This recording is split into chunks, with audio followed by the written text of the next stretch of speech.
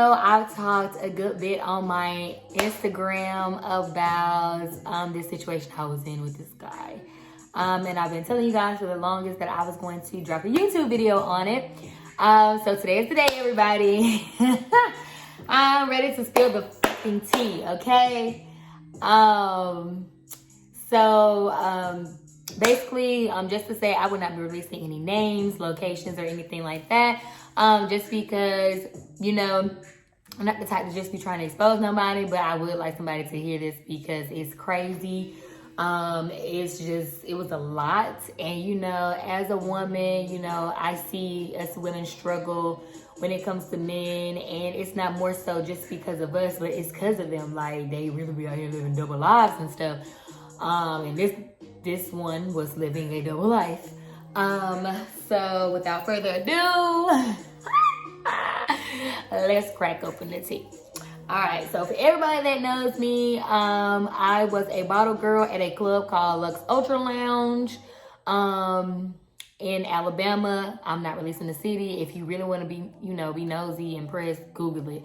But Lux Ultra Lounge in Alabama is where I worked, and this is where I met this guy. So earlier last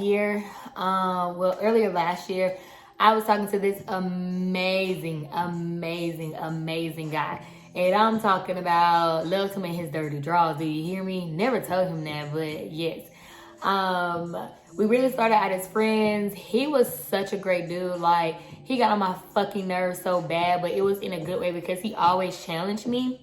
So with that being said, like, our friendship grew. He opened my eyes to a lot of things, religious wise, politics, just a lot of stuff that I don't even care to talk about. But he definitely opened me up to a lot of stuff. And, you know, we had a good friendship. And at the time that we started, he was single, and then I was kind of in a situation with someone, so that's how we really became friends. And then he ended up getting a girlfriend. When he got a girlfriend, we kind of like parted ways or whatever for a little bit, and then when they broke up, we became friends again. And we became a little bit more intimately involved than we were beforehand. So we kind of had our situation going on. Amazing guy. He's the only male I've ever submitted to. He was a great leader. He's someone I let him lead me to the end of the earth if necessary. Okay. But basically with that, sorry guys. So basically with that, that's just to say, after I was done with him, I personally did not want to deal with anyone else. He set these standards fucking high.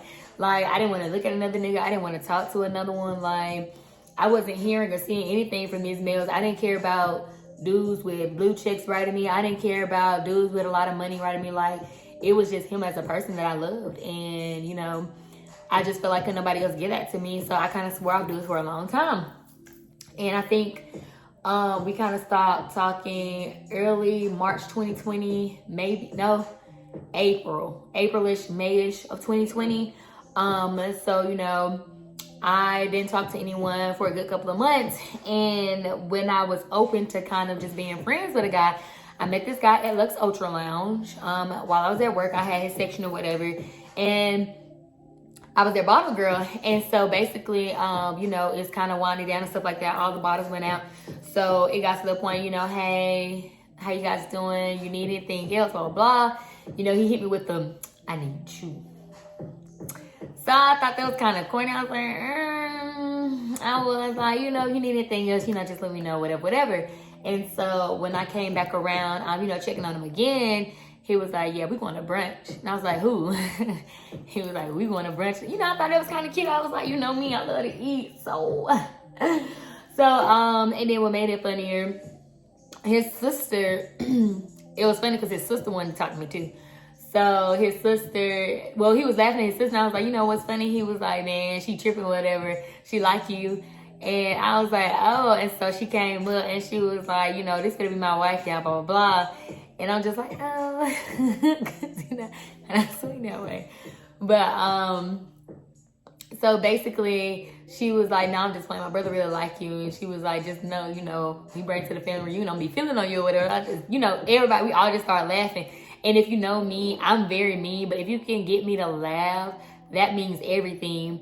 Just because I'm really not the friendliest. So for you to make me laugh, that really gets me. So, you know, I was like, bet, we can go to brunch tomorrow, exchange numbers or whatever. So the next day comes, brunch ain't happen. Brunch did not happen, people. I was tired. I didn't get off from the clubs at 3 o'clock in the morning. Then I still had to drive an hour to get home. So I probably didn't get home until like 4 or 5. I think we ended up meeting up. Well, he ended up coming to get me and took me out to eat around 4. So, you know, we get to the restaurant and I love to sit and have conversation. But when I say I love to have conversation, I'm not talking about pointless stuff. Like, I love to talk about football, why the world is round, like why the sky is blue. Like, I'm one of them. So the fact that he kept up with the conversation, that really got me. I was like, oh, he cool or whatever. So, you know, I was fucking with it or whatever. I was feeling the vibe. He was real cool. Not my typical type. Hello, okay? I do not like sticks. He was so skinny. But I was like, you know, I'm really fucking with the vibe. You know, I'll give it a try. And then on top of that, I don't like dreadheads either, for real. And he had dreads. I'm like, dang, this nigga's like everything that I don't like. So, you know, great date or whatever. He ended up inviting me to come to some little party in the city that he was living in at the time. And, you know, I was tired. So I was like, nah, I'll pass, whatever. You know, I'm going to get some more rest, whatever. And then next thing I know, y'all, he was sharing his location with me and everything. I was like, oh, he must like me, or he crazy, one or the other. Let's just say that nigga was crazy, y'all. So we go fast forward, you know, we FaceTime here and there on the phone. We texting. Like I said, where I work was an hour away, and that's also where he lived. So like one day, because I was friends with another girl, we both worked at the club. We went to, I don't know where we was going, but I was like, you know, I'm gonna swing by his crib or whatever. So he invited me over. And she had a friend, so I just took her over there. So I'm vibing with him, chilling. And, you know, I was telling him about the dude that I was dealing with earlier that year and kind of how I didn't want to deal with nobody, talk to nobody, nothing like that. So he got to tell me this sob story. He was like, yeah, I'm single. My fiance died. She's in the military. I'm like, damn, that's sad. I was like, it's one thing to lose somebody, but you can possibly have a chance, you know, of reuniting, but like, damn, you lost your bae and that was your fiance. So I'm like, dang, that's sad. So again, we had something in common. Like, we both were sad about somebody that we really cared about, right? Right? No. So, you know, we didn't follow each other on social media or anything like that. He was older than me. I'm 25, he was 32. I should have known. Red flag number 1.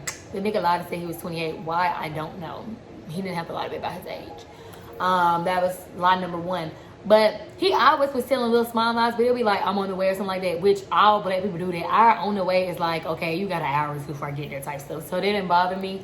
Him sharing his location, I was confused because it's like I would know where he was.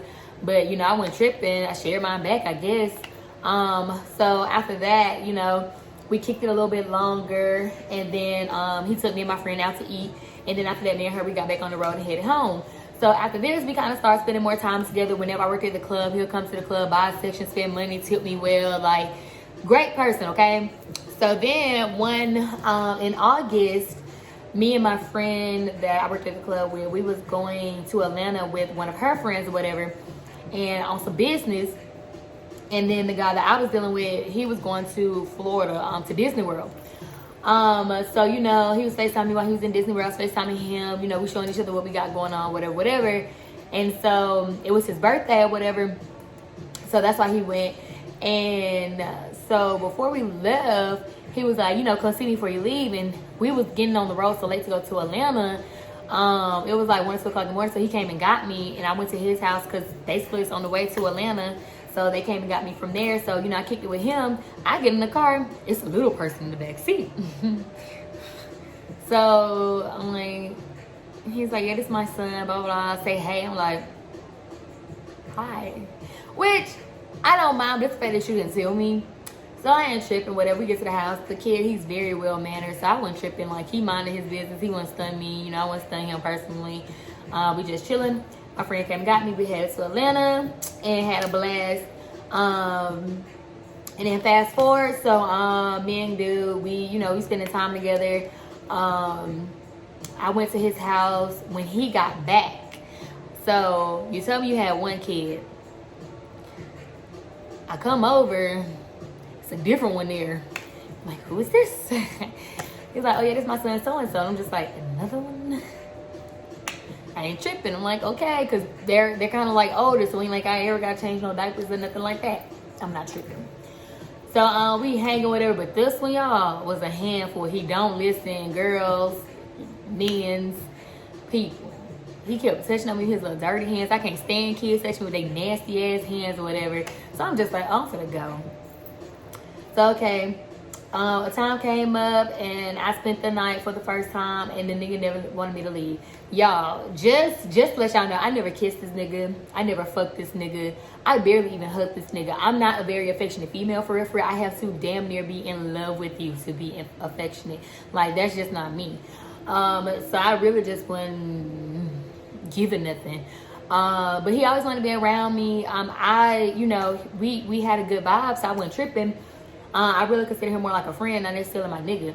But like, I spent the night one night, and then, he gave the open invitation whenever I'm getting off work, instead of getting on the road. I come to his house at any time. He leave the door unlocked for me. Half the time, majority of the time, he wasn't even there. So whatever. But it came to a point he never wanted me to go home. I was there for like 2 weeks straight. I was really ready to go home. My excuse would be like, oh, I'm finna go get some clothes or something like that. I'll drive you. So he would really drive me home every time I needed clothes, or every time I say I left some, to go get whatever it is I needed. So I wouldn't leave. And then that also consisted of my dog. At the time, I had a pit. And Cash was a baby. Cash was probably like 5-6 months when I met him, so he's still in the puppy stage heavy. I mean, he's trained, but he's still in the puppy stage. So his friend also lived with him, and she had a dog. So I mean, that was good. He had somebody to play with, whatever. They did their thing. So we go fast forward a little bit more. Next thing I know, here's another baby. But it's a baby, and she's 1, which I end up loving her. Like, that was my little friend. I loved her. Like, but it got to the point he was leaving her with me. Like, I would take her home with me, and she'll be with me and my folks, and he wouldn't be there. Like, I really fucked with her. Like, that was my little homie. Like, I loved her. Then we had the same initials or whatever, and we had the greatest little bond. Like, the baby loved me. Like, she would cry when I leave and stuff like that. And, I wasn't tripping about none of that, but I love that I had a bond with her. She was the sweetest. She was bad, don't get me wrong. She was bad. But she was so sweet. And it'll get to the point when I'm staying there, she'll be there too, which at first I was uncomfortable, but then again, I was like, I don't really want him in that way, so I ain't tripping. Like, this is just my homie or whatever. So, that's 3 kids, y'all. Then the next thing I know, he was telling me about another one that he don't get to see. And I'm like, damn, this thing got 4 kids. And he just like sicking these bitches on me one-on-one. Like, why you just didn't say this in advance? Because I personally do not like talking to people with kids. And it's not that I have anything against kids, it's just that I'm young and I'm in a phase when I'm dealing with a guy. I'm very selfish and I want all their time. So to not be selfish, I would rather deal with someone who doesn't have kids, because I don't ever want to be mad at you for spending time with your child, because that is your flesh and blood. That is someone you have to raise. Like, that's your little human. And as much as I don't want to be mad because you're not doing something with me because of your child, I mean, I'm human, I have emotions, so as much as I don't want to get mad, it's going to be times I'm a little sad, or I get mad, or whatever the case may be. I've opened a little bit more up to that, but 4 kids, y'all, come on now. That's a stretch. So, at this point, I know he got 4 kids, and let's just keep in mind, I stayed at this nigga house for 2 weeks, and I was always there if I wasn't spending the night. So I started seeing little stuff, and, women's instinct is really a thing. So we didn't follow each other on social media or nothing like that. So I didn't feel the need to lurk. And I didn't want to follow him on social media because I feel like social media is so messy. Like, even when you're not looking for stuff, you go find it. So I was just enjoying my time. It was my friend or whatever. But didn't even follow him on social media. But yeah, social media was tilling on that ass left and right. I ended up finding the dead fiance's Facebook, and I did. My girl was pretty much wholeheartedly still alive. Which I never said anything, because one thing about me as a female, I've been through enough trauma with these niggas. Like, once I know the truth, I'm not finna sit up here and ask you the question just so you can lie to my face. So I just kept the information myself, because like I said, I was not fucking him. I did not kiss him. I was just hanging out with him. He was giving me money. He was paying for everything. Like, I was just enjoying my time. It got to a point like, a situation happened with the dogs or whatever, and the leasing lady came by. This just sealed the deal for me, y'all. So the leasing lady came by. She was like, "Is Miss So and So here?" I'm like, "Ooh." So the crib in her name, and this nigga already lied and said she was dead, but he had me in this apartment, laid up in this girl bed with her child. I couldn't even deal with it no more, y'all, because how the apartment looked, it looked as if a female did not live there. However, as if I was to just go stay at my home, my actual nigga house, and have a whole bag or something, and I leave a toothbrush or I leave a lotion. That's what it looked like, but it didn't wholeheartedly like a female lived there. It's like, you know how sometimes you split, but y'all, you know, still, they probably still fucking around or something. That's what it looked like, if anything, but it didn't look like they were still engaged, still living together, nothing like that. So, you know, I didn't trip. I was just finding lotion and stuff here and there. So I wasn't tripping, but like when I found out that apartment was in her name, that did it for me, because as a woman, I felt embarrassed, but then I also felt like he really trifling, because at the end of the day, like, that girl was off trying to better herself. She was doing things in regards to her her career or whatever, and that's where she was at the time. And you know, I ended up finding her Twitter, I ended up finding everything. This girl is where she is, missing her child, missing her family, and he is playing the fuck out of her. And I really wanted to tell her, but at the end of the day, that's not my job. All I could do was remove myself from the situation. That's what I did. So of course, this nigga stalked me for months. Like, he literally just stopped calling me February, March maybe of this year. I stopped talking to this nigga at the beginning of October. So they've been saying at the end of October, I also ended up dealing with another guy. And one day we was at the club together, and the old nigga, like, he was doing too much. He was like, "I shoot this club, but I do this, and the third." Like, this nigga literally stuck his head in between me and this dude as he was like, as I was laying on his shoulder, and was like, "I shoot this bitch up." And I'm just like, "You doing too much. I didn't even fuck you. I didn't even kiss you. Like, I know I have a good ass vibe, but come on, nigga, you doing way entirely too much." So it's just giving crazy. And like, he was playing on my phone. I was I'm gonna buy a section, and doing all that, but the nigga was never buying no sections anymore. Like, he would just find a way to call me. And like, I'm just like, nigga, go on. Like, your fiance is home. Leave me alone before I actually really tell on you. Like, I'm trying to just remove myself, and you won't let me. So yeah, y'all, that situation was ghetto as fuck. Like, you lied and said your fiance died. You was lying about your kids, and that's, to me, very distasteful, because why would you lie about something that's your flesh and blood, that you love and that you have to care for? Then also, the nigga had a gambling problem. The nigga's always at the fucking casino. I mean, don't get me wrong, the nigga was hitting no jackpots. The nigga was getting money, but he was also wasting a lot of money getting the money. So that was just too much for me. Like, I'm too young and fly for that shit. Like, hello, do you see me? Stop playing with me. So y'all had to cut that nigga off. And that just shows right there, when I told God that I wasn't gonna deal with no more niggas after the person I was dealing with, I should have just stuck with that. But luckily, I didn't have sex with him, so there was just another L that I had to take, another lesson learned. But it really, wholeheartedly, if you think about it, it really wasn't no L, because I didn't lose anything from the situation but my time. Like, I had got a lot of money up out of him, which I really, it's so crazy, because every time he was trying to give me money, I was giving it back. Like, I had to sneak and give him his money back, because I'm the type of female, I don't want no money from no dude, because some dudes really feel like once they start giving you stuff, they own you. Keep in mind, I'm already not having sex with him, so I didn't want him to feel like he owned me. So like, I think he sent me to go get food one time, pizza, y'all. Pizza is not $100. He gave me $100. Like, I don't want the change, and he forced me to keep it. Girl, I slipped that shit back in his couch coaster or whatever. Like, anytime he was giving me money, I was really sliding it back to him, but it got to the point he was sneaking in my purse and I already be gone. So I just started keeping it, because obviously he wanted me to have his money so bad. So baby, I started keeping that money. But yeah, that situation was crazy. You know, it's a lot more stuff that happened, but that was just the main stuff. Niggas be psycho, y'all, so take care of yourself and be careful, because these niggas really be out here living double lives. And in that situation, I could have been really fucked up. Like, that girl really could have came home, seen me with her child, and she could have did anything to me, because I was in her house. And he could have spun it any type of way to make me look like a villain, and I could have been in danger. Like, that's how I was thinking. I'm just like, this nigga really put my life in danger because he want to be a stupid ass hoe. Had to go. But ladies, yes, make sure you know who you dealing with. Like, it's okay that you want to be loved and you want a nigga and all that, but be these niggas friends first. Like, that's where a lot of people mess up. Get to really know the person that you're trying to deal with. Like, don't just jump into something for the hell of, because at the end of the day, you still gonna get your feelings hurt and you gonna find out so much stuff. And then when it comes to social media, you go tell it too. So be careful with social media. Like, I'm at a point where I don't care to follow anybody that I deal with on social media. Just because, like I said, social media can be very messy. That's how the algorithm is set up. So, ladies, whatever you do, protect your peace. Protect your muha. Most importantly, because these niggas sticking to anybody and be out here living double lives or whatever. So just protect yourself at all time, queens. Be great. Stay great. Be blessed. But anyway, hope y'all like my little story time. There's gonna be plenty more on, because my trip to Miami is gonna be up next, y'all. That shit was ghetto as fuck.